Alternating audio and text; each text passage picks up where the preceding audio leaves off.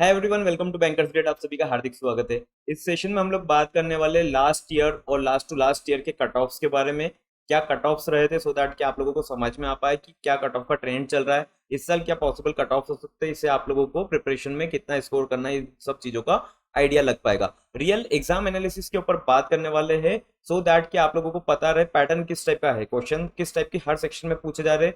एक और common confusion रहता है सभी को कि इंग्लिश लैंग्वेज अटेम्प्ट करें या हिंदी लैंग्वेज, और हिंदी लैंग्वेज अगर अटेम्प्ट करें तो उसमें क्वेश्चन किस टाइप को देखने को मिलते हैं।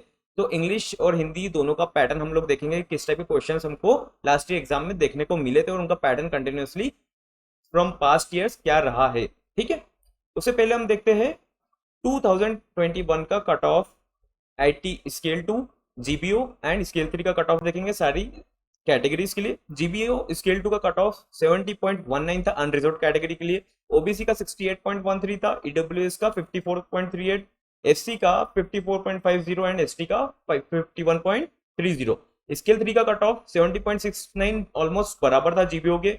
ओबीसी का कट ऑफ था 64.06, ईडब्ल्यूएस जो कि न्यूली इंट्रोड्यूस हुआ था 48.06 एंड एससी का था 58.50, 47.63 एसटी कैटेगरी का। आईटी स्केल 2 का कंपटीशन लेवल थोड़ा सा हायर साइड रहता है, बट 2021 में इसके कट ऑफ कम था जीबीओ और स्केल 3 से। 62.38, 61.25, 62.38 ईडब्ल्यूएस कैटेगरी का, एससी का था 52 एंड एसटी कैटेगरी का था 29.75। तो आप लोगों ने देखा कि जीबीओ का 70.19 था यूआर का, एंड स्केल 3 का 70.69, 62.38। अब कट ऑफ किन चीजों पे डिपेंड करता है, कौन से फैक्टर से जो डिसाइड करती है कि कट ऑफ क्या रहेगा। पहली चीज vacancy, obviously number of vacant positions decide करेगी कि कट ऑफ क्या रहेगा। ज्यादा कंपटीशन रहेगा, आई मीन ज्यादा वैकेंसी रहेगी, तो फिर आपके कट ऑफ लोअर साइड पर रहते हैं। और यहाँ पर जो वैकेंसी था, हम फैक्टर को काउंट नहीं कर रहे हैं, हम कंपैरिजन नहीं कर रहे थे 2021-22 का। ऑलमोस्ट वैकेंसी सेम थी, बस 2022 में वैकेंसी थोड़ी बहुत कम थी। 2021 में नोटिफिकेशन में ज्यादा वैकेंसी शो कर रखी थी, बट बाद में विड्रॉ हो चुकी थी। ठीक है, तो ज्यादा वो नहीं था। और एक और कंपटीशन एग्जाम लेवल पर डिपेंड करता है कि एग्जाम लेवल किस टाइप का था। अगर मॉडरेट टू डिफिकल्ट था तो ऑब्वियसली उसका एग्जाम का कट ऑफ लोअर साइड पर रहेगा। ठीक है, अच्छा यहाँ पर एक और चीज रोल प्ले करती है, that is negative marking. Negative marking में मैक्सिमम कैंडिडेट्स के स्कोर डाउन होते, बिना सोचे अगर कोई क्वेश्चन टिक करता बिना प्रैक्टिस के, तो ऑब्वियसली उसको जितना आता है उससे कम मार्क्स मिलेंगे, क्योंकि नेगेटिव मार्किंग उसमें हो जाती है। देखो 70 पॉइंट समथिंग था जीपीओ स्किल 2 का कट ऑफ 2021 में। अब हम देख रहे हैं 2022 का cut off 54.25, almost 16 marks down हो गया है कट ऑफ। आप देख पा रहे हैं चीज। ठीक है, अब आपने ये देखा था कि आईटी का तो सेम था इसमें भी, और इसमें भी ऑलमोस्ट सेम रहा है, क्योंकि कंपटीशन लेवल बढ़ गया है ना। आईटी स्केल 2 का कट ऑफ कम नहीं रहता है। स्केल 3 का कट ऑफ 72 था, ओबीसी का कट ऑफ 54.25 रहा है। ठीक है, अब हम देख लेते हैं ईडब्ल्यूएस कैटेगरी का 36, एससी कैटेगरी का 41.13, एसटी कैटेगरी का 36.25।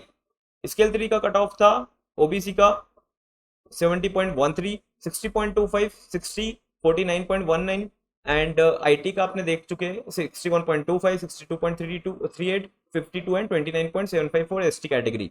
ठीक है, यहां से आप लोगों को आइडिया लग गया कि क्वेश्चन और एग्जाम लेवल और वैकेंसी पे डिपेंड करता है कट ऑफ। कट ऑफ आप लोगों को ऐसा रिजिड मेंटालिटी से टारगेट नहीं करना है कि आपको 70 ही मार्क्स लेकर आना है, राइट। आप लोगों को देखना है कि इसका रिटर्न का कट ऑफ जो रहता है, जो मार्क्स काउंट होते हैं वो 80% काउंट होते हैं। 80:20 के रेशियो में इंटरव्यू और इन दोनों का मिलाकर मेरिट बनता है। तो आप लोगों को ध्यान रखना है कि जो कट ऑफ रहता है उससे आपको ज्यादा स्कोर करना है। कोशिश कीजिए 100 टच करने का, 100 के अकॉर्डिंग प्लान कीजिए। आप अच्छा प्रिपरेशन रखेंगे तो 100 प्लस भी जाएंगे। 100 के आसपास आप आपका प्रिपरेशन रखिए, मॉक टेस्ट पर टारगेट इतना ही कीजिए कि 100 मार्क्स आप लोगों को मिल जाए। समझ में आ रहा है? उसके अकॉर्डिंग आप लोग टॉपिक्स डिसाइड कीजिए कि किस टॉपिक पे आप लोगों को प्रैक्टिस अच्छा करना, सो दैट कि आपके मार्क्स अलग अलग सब्जेक्ट में अलग अलग सेक्शन में स्कोर हो। एक ही सेक्शन पे पूरा टाइम डिवोट नहीं करना है। कंप्यूटर अवेयरनेस को लाइटली बिल्कुल नहीं लेना है आप लोगों को इसके अलावा क्वांट रीजनिंग पर भी यूनिफॉर्म एफर्ट डालना है। ऐसा नहीं कि ये एग्जाम टाइम पर कर लेंगे। ठीक है, एग्जाम में देखेंगे कि हमको आता है, पजल आता है, डीआई आता है, तो हम एग्जाम में कर लेंगे। उसका प्रैक्टिस कीजिए, content relevant, exam relevant content से ही प्रैक्टिस कीजिए। ऐसा नहीं कि प्री लेवल से कर रहे हो या मेंस लेवल से कर रहे हो, ये आपकी प्रिपरेशन को डिस्टर्ब कर देगा। ठीक है, अब हम देखते हैं एग्जाम एनालिसिस 2022 में किस टॉपिक से कितने क्वेश्चंस पूछे गए थे और टफनेस लेवल कैसा था एग्जाम का। पहला सेक्शन है हमारे पास न्यूमेरिकल एबिलिटी। न्यूमेरिकल एबिलिटी में क्वाड्रेटिक इक्वेशन पूछी गई थी आप लोगों से 3 अप्रोक्स। ठीक है, रॉन्ग नंबर सीरीज पूछी गई थी, इतनी टफ नहीं थी। एवरेज थी, डुएबल थी, एक दो टफ थी, 5 में से 5 क्वेश्चन इसके लगभग पूछे गए थे approximately, I am telling you. Data interpretation के 3 सेट्स थे, 3 सेट्स थे और इसमें से एक सेट जो था वो था कैसलेट का, कैसलेट डीआईपी था। अब इसमें कुछ पीओ प्रिपरेशन वालों के डाउट रहेंगे कि इसमें अर्थमेटिक के डीआईस आते हैं क्या। अर्थमेटिक क्या होता है पहले मैं बता देता हूँ। अर्थमेटिक आप लोगों के मिसलेनियस क्वेश्चंस होते हैं, जैसे कि वर्क टाइम के क्वेश्चन, स्पीड टाइम के क्वेश्चन, प्रोबेबिलिटी के क्वेश्चन और सिंपल इंटरेस्ट के क्वेश्चन, इन सब का मिलाकर उसको पोर्शन को हम बोलते हैं अरिथमेटिक। ठीक है, अरिथमेटिक के ऊपर भी डीआई सेट डिसाइड होता है ना, डेटा इंटरप्रिटेशन डिसाइड होता है, डेटा इंटरप्रिटेशन डिजाइन होता है। तो वो इसमें देखने को अभी तक नहीं मिले, आज तक देखने को नहीं मिले। कैसलेट डीआई जरूर देखने को मिलता है और 2 सेट आप लोगों को डीआई देखने को मिले थे नॉर्मल वाले। ठीक है, अरिथमेटिक में आप लोगों को अप्रोक्स रिमेनिंग 10 क्वेश्चंस देखने को मिले थे। ये टोटल वेटेज जो था इसका 50 मार्क्स का था और 40 क्वेश्चंस रहते हैं, यानी कि आप लोगों को 1.25 मार्क का एक क्वेश्चन रहता है। ठीक है, और आप लोगों की नेगेटिव मार्किंग इसमें 1/4 रहती इसी में से।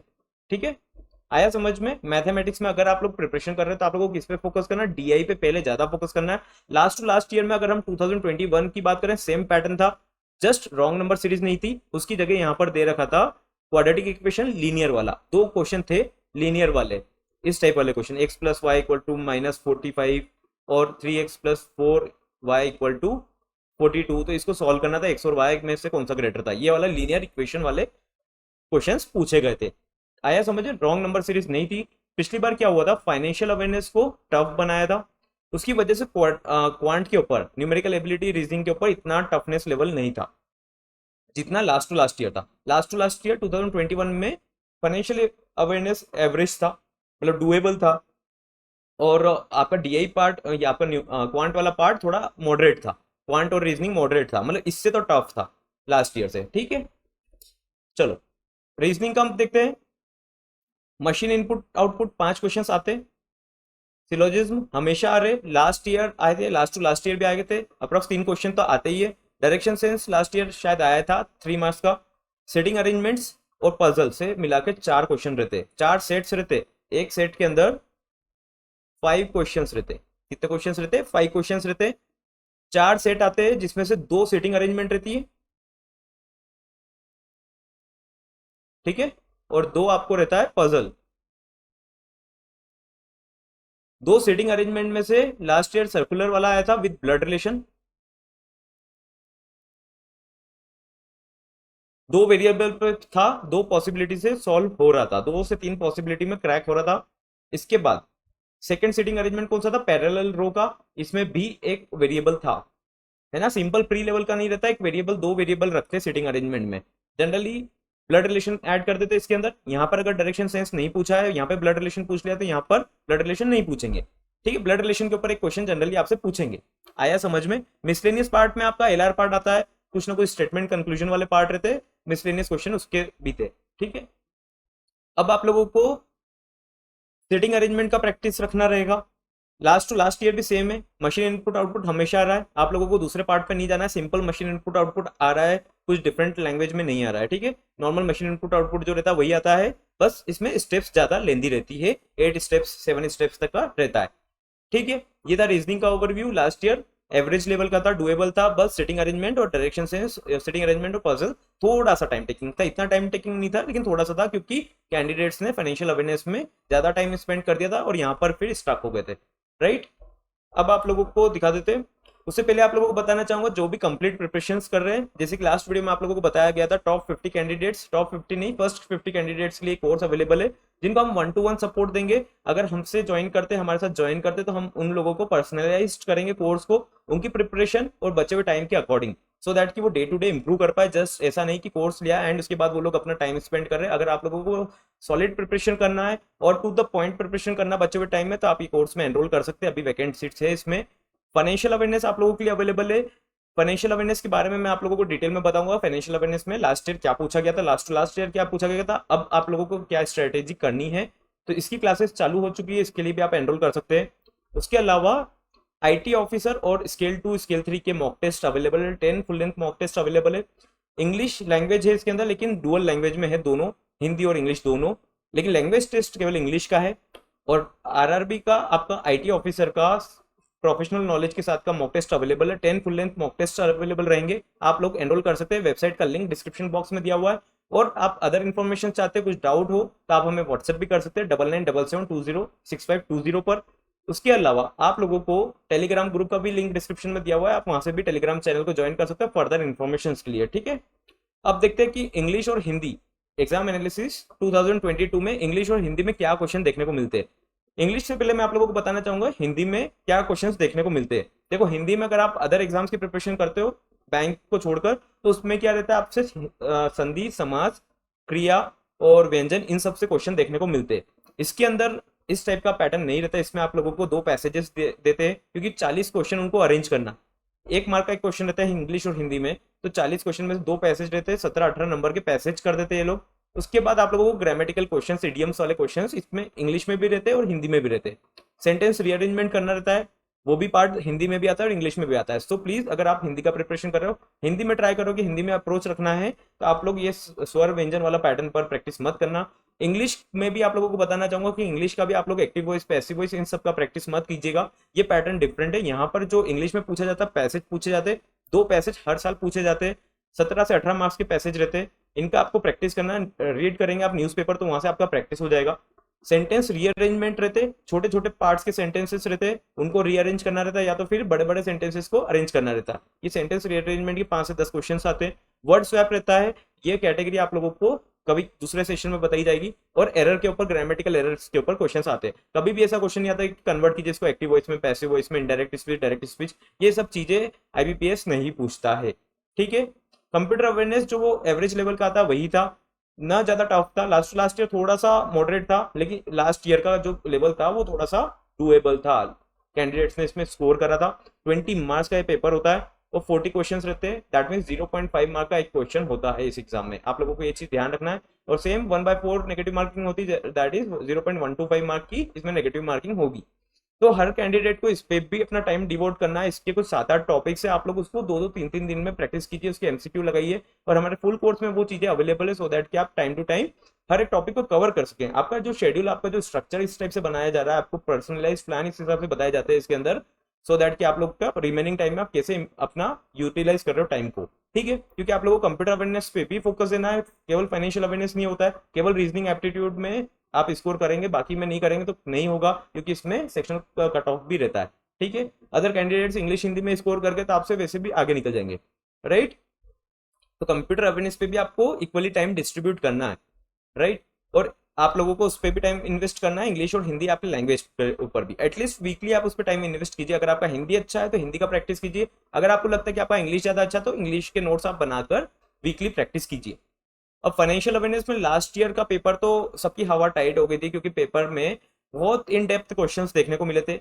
लास्ट टू लास्ट ईयर तक क्या होते जा रहा था, जो पीओ लेवल के क्वेश्चंस होते ना, किस बैंक ने कौन सा एप्लीकेशन लॉन्च करा, किस पे कितना पेनल्टी लगा, ये सिंपल लेवल के क्वेश्चन जो पीओ में पूछते हैं बैंकिंग रिलेटेड, क्योंकि इसमें जनरल अवेयरनेस भी बहुत टफ लेवल का था, इसलिए बैंकिंग का पार्ट मॉडरेट रखते। तो ये वाले क्वेश्चन को अभी तक 2021 तक फाइनेंशियल अवेयरनेस में पूछा जा रहा था, but what happened last year 2022 में फाइनेंशियल अवेयरनेस का पेपर सरप्राइजिंग था। और उसके बाद से पैटर्न हर एग्जाम को जो आईबीपीएस कंडक्ट कर रहा है उसके फाइनेंशियल अवेयरनेस इन डेप्थ आ ही रहे, क्योंकि ऑब्वियस सी बात है अगर आप प्रोफेशनल हो, किसी फील्ड के प्रोफेशनल हो, तो फ्रेशर कैंडिडेट जो कि पीओ से तो बेटर आपका नॉलेज टेस्ट होगा कि आप लोगों को इन डेप्थ में नॉलेज है कि नहीं। अब इसके अंदर किस टाइप के क्वेश्चंस पूछे जाते हैं, देखो जो 2021 था इसके अंदर कैसे फैक्ट्स पूछे गए थे, numeric based, amount based, date based, कौन सी डेट को क्या होने वाला है, कौन सी डेट को क्या रूल अप्लाई होने वाला है, इस उसकी लास्ट डेट क्या एक्सटेंड करी गई है, ऐसी टाइप की चीजें पूछी गई थी। लास्ट ईयर में 2022 में उन्होंने आरबीआई सर्कुलर से ज्यादा क्वेश्चन उठाए थे। आरबीआई सर्कुलर के अपफ्रंट क्वेश्चंस नहीं थे, उनके इन डेप्थ सर्कुलर से क्वेश्चन थे, कि जैसे कि लिबोर रेट के बारे में, इस टाइप के क्वेश्चंस पूछे गए थे जो हर कोई वन लाइनर में पढ़ के इग्नोर कर देते। आप वन लाइनर का अगर पढ़ेंगे तो ऑब्वियसली आप लोगों को इन डेप्थ नॉलेज नहीं होगा, आप लोगों को प्रॉपर टाइम है, अप्रॉक्स 70 डेज अभी भी है, 60 डेज अभी भी है। तो 60 डेज में अगर आप हर दिन आधा घंटा डिवोट करते तो आई एम श्योर कि आप लोग अच्छे से इसको प्लान कर सकते हैं। और आप लोगों को डेट एक टॉपिक को थोड़ा डिटेल में कीजिए। लास्ट टू लास्ट वीडियो आप लोगों ने चेक नहीं करा होगा, शायद चेक कर लिया होगा, एचडीएफसी बैंक और एचडीएफसी का मर्जर हो रहा है, उसके बारे में आई एम श्योर गारंटीड इससे एक क्वेश्चन आएगा। ऐसा नहीं आएगा किसका क्या इससे मर्जर हो रहा है और कौन सी नंबर की बैंक बन जाएगा ये, आपसे इन डिटेल पूछेंगे, हिस्ट्री से रिलेटेड इसके क्वेश्चंस पूछेंगे, कब क्या एस्टेब्लिश हुई थी, क्या था, कौन फाउंडर थे, कौन सीईओ है, ये सब चीजों के बारे में पूछा जाएगा आप लोगों को। तो ये चीजें आपको टॉपिक वाइज इन डिटेल पढ़ना है। आया समझ में? ये टॉपिक्स आप डिटेल में करते चलेंगे तो आप लोग फाइनेंशियल अवेयरनेस को इजीली और कामली हैंडल कर लेंगे। नहीं तो एंड टाइम पर आप रश करेंगे, रिवीजन भी नहीं होंगे और कंफ्यूजन क्रिएट हो जाएगा। बाद में इस सब्जेक्ट की वजह से आपके दूसरे सब्जेक्ट्स भी हैम्पर होंगे। और फाइनेंशियल अवेयरनेस आप अभी से अच्छा कर लेंगे तो आप लोगों को इंटरव्यू में भी इसका हेल्प रहेगा, क्योंकि इंटरव्यू के एंड टाइम पे 10 दिन में कुछ भी नहीं होता है। ऑलरेडी वर्किंग में बिल्कुल टाइम नहीं निकल पाता है। तो एक हैबिट बनाइए 30 मिनट्स का एटलीस्ट, जो आप फाइनेंशियल न्यूज को रीड करेंगे। मंथली करंट फाइनेंशियल अवेयरनेस से पूछे जाते हैं क्वेश्चन। इसके अंदर स्टैटिक बैंकिंग के ऊपर क्वेश्चन पूछे जाते हैं और आरबीआई सर्कुलर के ऊपर क्वेश्चन पूछे जाते हैं। आरबीआई सर्कुलर से स्टैटिक बैंकिंग पार्ट में क्वेश्चन पूछे गए थे। आया समझ में? ये चीज आप लोगों का एग्जाम एनालिसिस का, आई होप आप लोगों को हेल्प मिलेगा इससे आपकी फर्दर प्रिपरेशन से। और अगर अभी तक आप लोगों ने टेलीग्राम चैनल को ज्वाइन नहीं करा था, उसका लिंक डिस्क्रिप्शन बॉक्स में, वहां से आप टेलीग्राम चैनल को ज्वाइन कर लीजिए और फर्दर इन्फॉर्मेशन के लिए इस चैनल को सब्सक्राइब कर लीजिए।